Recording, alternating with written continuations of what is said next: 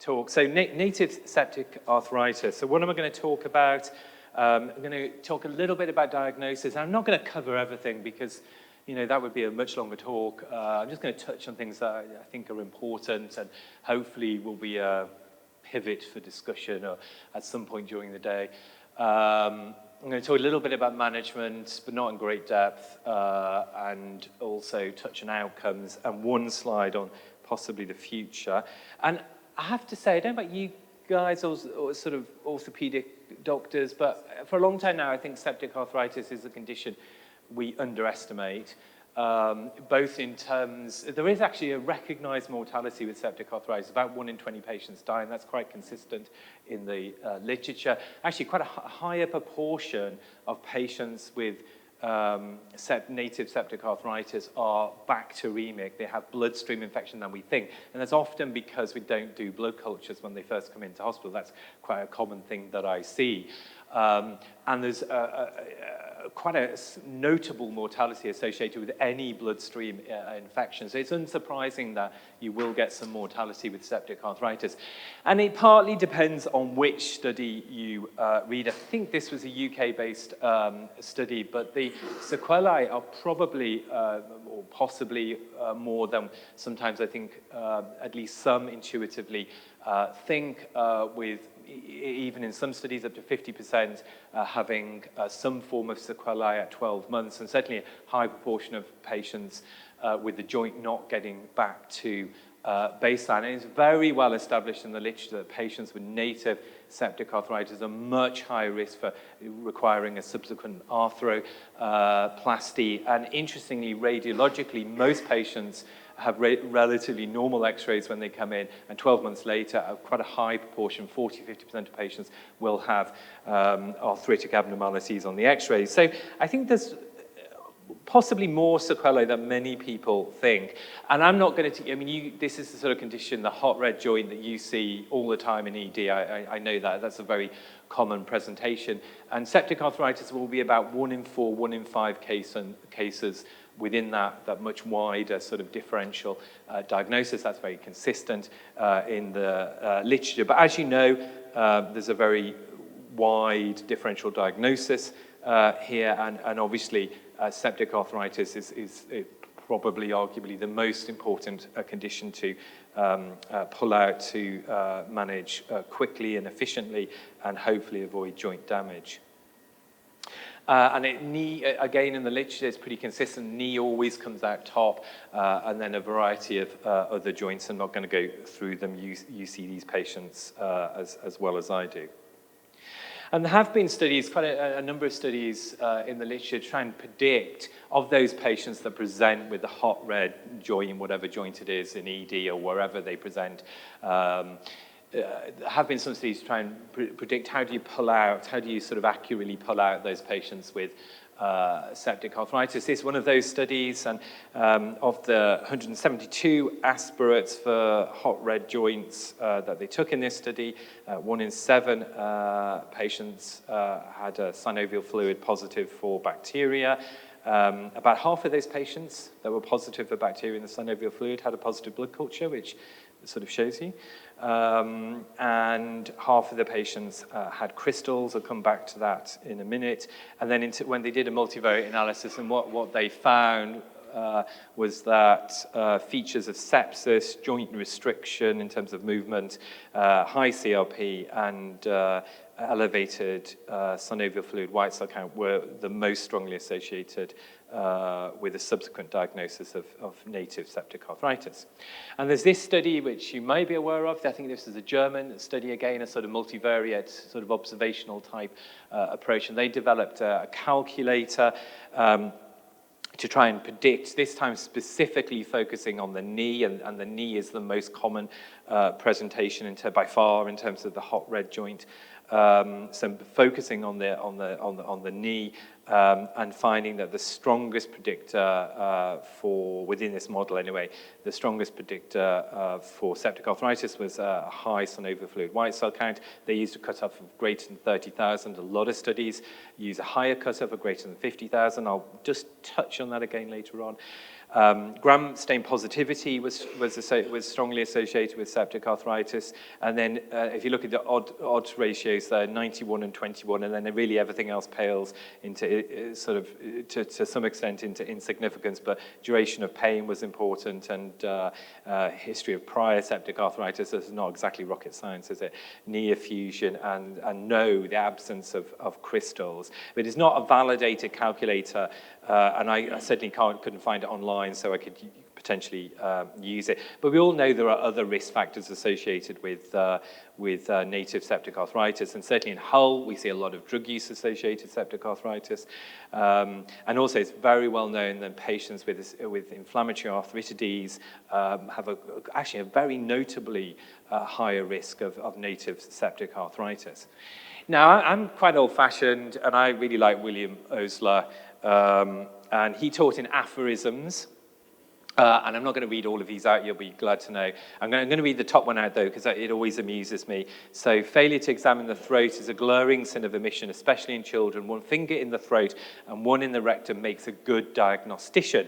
Not at the same time, by the way.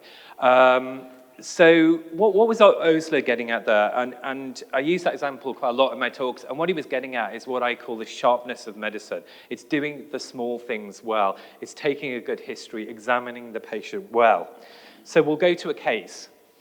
Okay, so this was I came back off holiday. This is a few years ago now. I came back off holiday.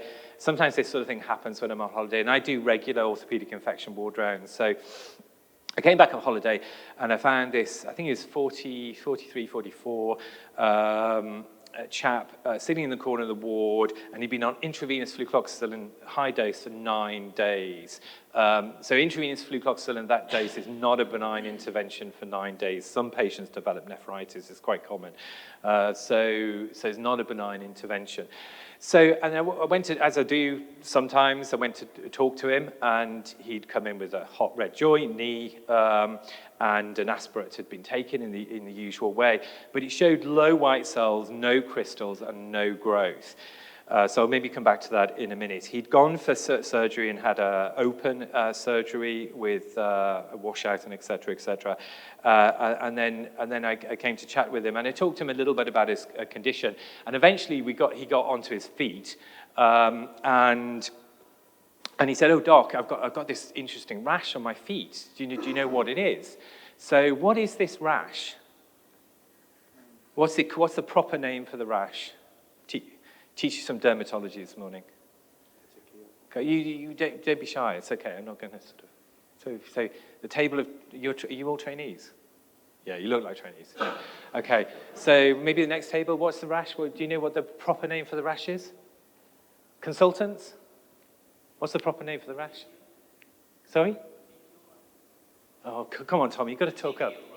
It's petechial. It's not. It could be. You're right. It could be, but it's not. So this is called keratoderma bleneragica, and there are very few. Keratoderma. Well, you joke, but you joke. So there are very few. This isn't the point I'm trying to make. I'm just having a bit of fun with you, by the way. So there are actually very few rashes, things like Koplik spots, even Koplik spots and measles. We've all heard about those. It's not actually pathognomonic. But this is almost pathognomonic. This is truly almost pathognomonic. So actually, what I forgot to tell you is I had a bit of a conversation with him beforehand, and before we got to the rash. And I said to him, so how did you feel before you came in? He said, yeah, I did feel, I just felt generally unwell. The knee blew up fairly all of a sudden. I didn't really have any temperatures and stuff like that. He said, but my eyes were gritty. I said, okay, tell me about that. So he said, oh yeah, my eyes were actually quite red when I came in, and I did point this out to the doctors, and I should point out this patient had been seen by orthopedics, rheumatology, and infectious diseases, and they'd all missed the diagnosis. So he said he had conjunctivitis when he came in. That's what he had. And then I said to him, and I don't always ask patients this, by the way. I said, well, what does your penis look like at the moment? And he said, well, actually, interestingly, there's this funny rash on the head of the penis, and that's balanitis, circonate balanitis. So what's the diagnosis? They like just layman's term, the sort of, sorry? No, it's not gonorrhea. No. But we will come back to gonorrhea at some point today, yeah. Right, well, okay, right, so we're not meant to use writers anymore, are we? Because apparently, so correct me if I'm wrong, but I think writer was a Nazi, so we shouldn't use that. And of course, eponymous names are bad anyway now, but it's a reactive arthritis. This is like full-blown, what we used to call writers, this is full-blown reactive arthritis. And if anyone had actually taken the history properly, and they really hadn't, or examined the patient properly, they would have actually made this diagnosis, and the patient wouldn't have got 9 days of antibiotics, and possibly wouldn't have even got an open washout, which he didn't need. But anyway, getting back to what I'm meant to be talking about, rather than teasing you, is the sort of hot joint. And of course, the fundamental test, that is that very early test we do, isn't it? Which is aspiration of the joint. And we send it for a gram stain, we obviously try and culture. And there is an entity of culture-negative septic arthritis, which you'll be aware of, probably about 1 in 5 patients, give or take, where it really, really looks like septic arthritis. You open the joint up or you take the aspirin out and it looks like pus, but you don't grow anything, and we'll come back to that maybe later. We look for white cells and we look for crystals, and then really all the other tests are a bit useless, aren't they? They're not really very useful, all the other tests, but the one thing I would encourage you to do is take 2 blood cultures, okay? Because maybe, if you believe the studies, certainly somewhere between a third and 50% of patients are going to be positive, and that's really useful information, so do that. We're always going to do an x-ray for these patients. The imaging, it always comes back non-specific in my experience anyway, so really, fundamentally, it's a diagnosis that we have to make on our clinical acumen and the results of the aspiration of the joints and maybe a bit of additional circumstantial evidence. So actually, we've been doing a bit of work on synovial fluid analysis recently, and this is unpublished. We're just sending it for publication now. It's an unpublished multi-center study we've done in the UK. I think it will be, if someone publishes it, it will be the largest study ever done, and it's the only multi-center study ever done. So we looked at 873 individual aspirates from the native joints of 800 patients. Most of them, these were the sort of patients, that came in and needed an urgent sort of aspirate for the hot red joint type patients. Most of those were knees, actually. You can see median age 67 years, and as you'd expect, only a small proportion were from pediatric samples, and that's because actually the vast majority of native septic arthritis, you do see it in children, obviously, as you know, but the vast majority, the epidemiology is very much adult-based, and the incidence increases as one gets older in life. And what did we find? Well, of those samples, 95% of them were negative on gram stain. A quarter of them were culture positive. In some of the samples, not all the samples, we did about 200 or 300 of those samples, we did PCR as well. That added, in terms of a microbiological diagnosis, not susceptibility, just the bug, it added about 2% in terms of yield. A quarter of patients had crystals. 1 in 9 patients had crystals with septic arthritis. So that's a really important message. I'm sure you're familiar with that. You cannot rule out septic arthritis because of the presence of crystals. So don't fall into that trap. Of the patients with a high white cell count in the synovial fluid, quite a much higher proportion had septic arthritis than a low white cell count, but there were some cases even in the low white cell count group. So you can't really use white cell count either, but the one thing about white cell count in synovial fluid is the higher it is, the more likely it is to be septic arthritis, and I'll touch on that towards the end. Of samples with a positive culture or PCR, and this is a really important bit, gram stain was positive in only 1 in 4 patients, so 74% of patients are missed by gram stain, and that's really, really important. Having said that, the corollary of that is when gram stain is positive, it's nearly always septic arthritis, nearly always. Very few false positives on gram stain, but a lot of patients missed. So don't use gram stain as your sort of indicator to discharge someone from ED. So overall, sensitivity poor, specificity actually pretty good, negative and positivity values moderate, accuracy moderate, area under the receiving operator curve just about moderate. So not the best performing test, gram stain. And when we did a review of the literature, and there are other studies, single center studies and smaller studies, but the results are very consistent. Gram stain misses about 3 out of 4 patients with native septic arthritis. So just to remind us quickly about the current paradigms for native. I'm not going to go through the rest. So typically 4 to 6 weeks of antibiotics. I'll touch on IV to oral in a minute.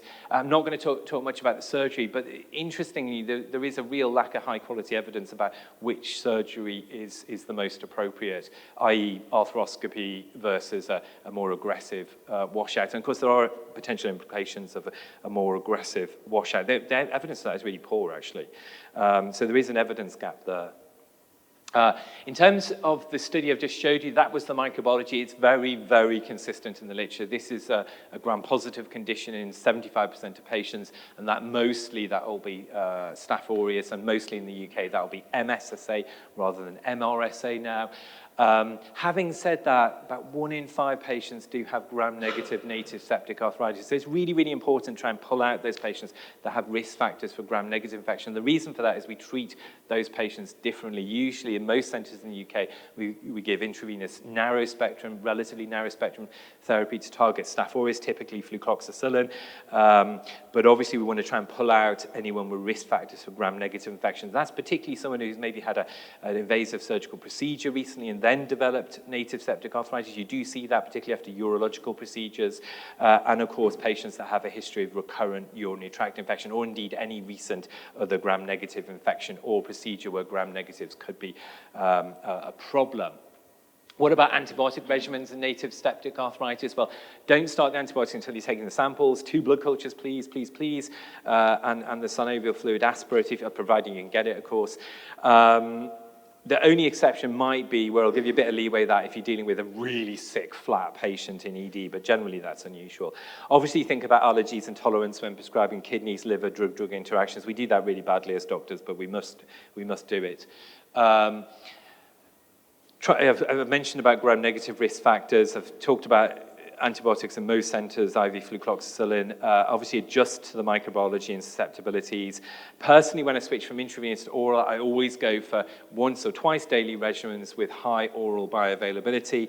And the reason I do that is there's a notable drop-off in adherence between 3 and 4 times a day regimens and once or twice daily regimens. So I prefer to use once or twice daily regimens with high oral bioavailability. I don't tend to switch.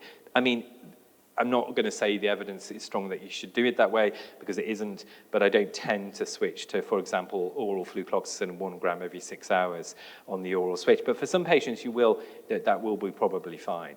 Duration, controversial, 4 to 6 weeks, partly depends, I think, how you were brought up, but that may be getting shorter in the future. There is a French trial ongoing that's looking at length of therapy in native septic arthritis.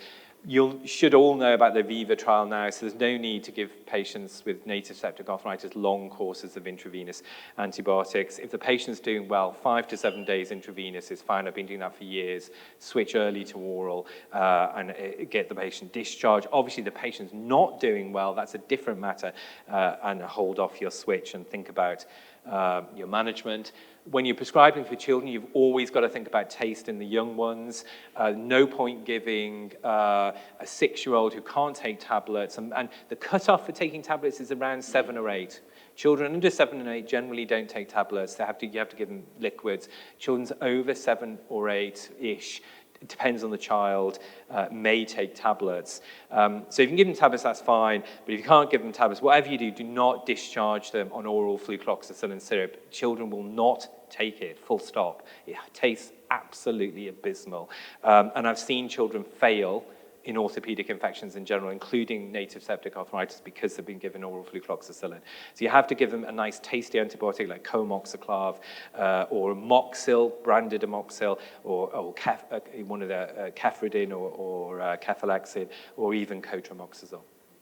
Does all that matter? Well, very, very quick case, 36-year-old male. This was some years ago, as you can probably imagine, because we hopefully do better now, but 36-year-old, it was admitted for a routine arthroscopy, or had it as, I can't remember, a day case or admitted, I don't know, but he had it anyway, and he got post-septic arthritis. You do see that, it's not very often, but you do see it. It was Staph aureus, MSSA. Now, by the time we were referred this patient as an infection doctor, he was on his 6th washout. do not get to your 6th washout, okay? So I'll come back to that in a minute. He still had pus in the knee at the 6th washout. He'd been given what I would describe as a suboptimal dose of intravenous flucloxacillin, 1 gram every 6 hours. So I upped the dose. I actually added in a second agent, oral agent. I probably wouldn't do that nowadays, actually, but maybe that's a debate for over coffee.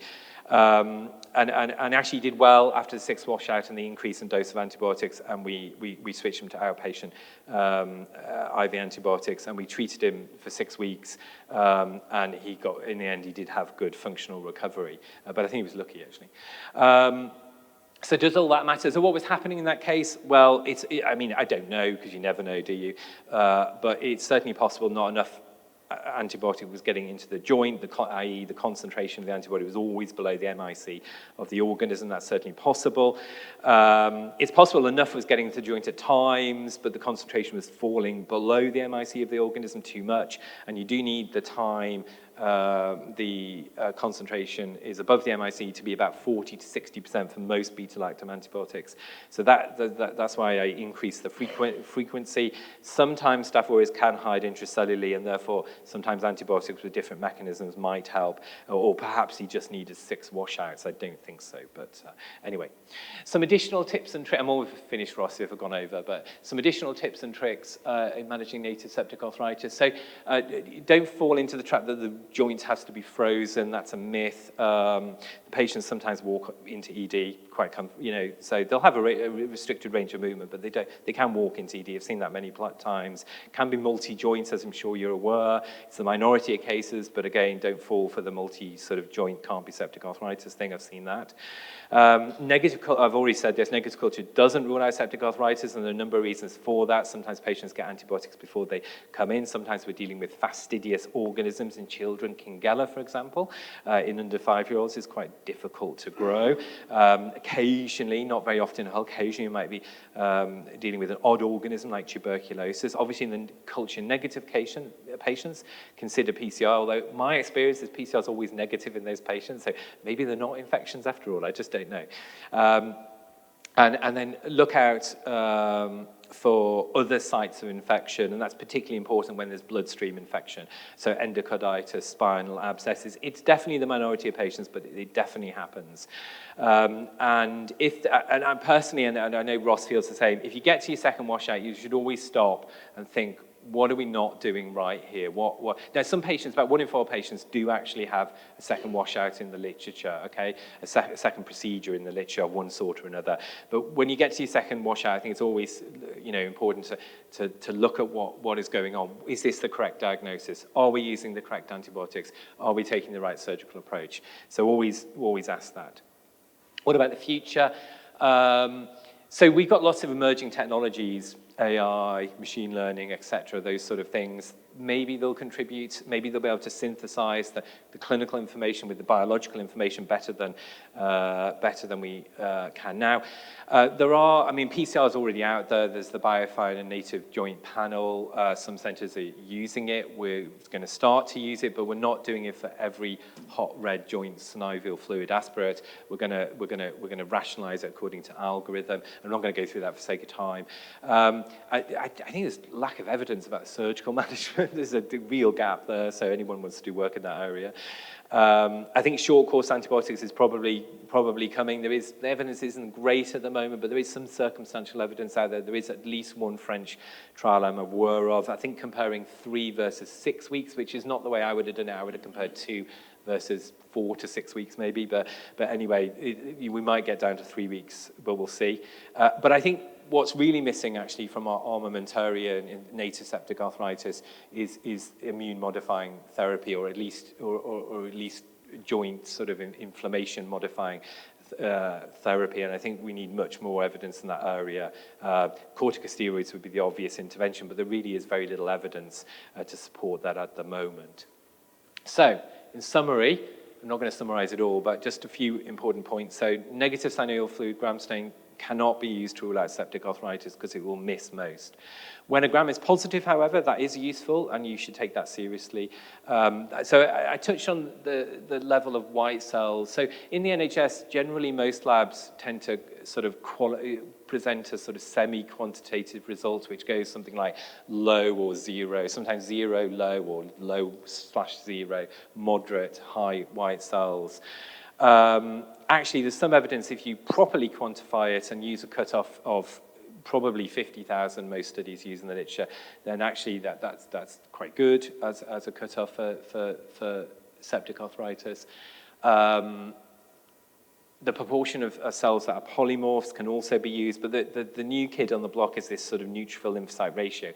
Now, I have to say, people are looking at this in infection practice across the board, and sometimes the initial study looks favorable, and thereafter it looks not so good. But there is at least one study I'm aware of that suggests a neutrophil lymphocyte ratio of greater 25 or greater is actually pretty strongly associated with bacterial septic arthritis.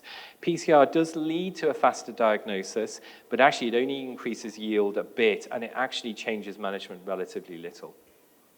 Okay, so thanks for your time. I hope that was sort of semi-interesting to get discussion going this morning.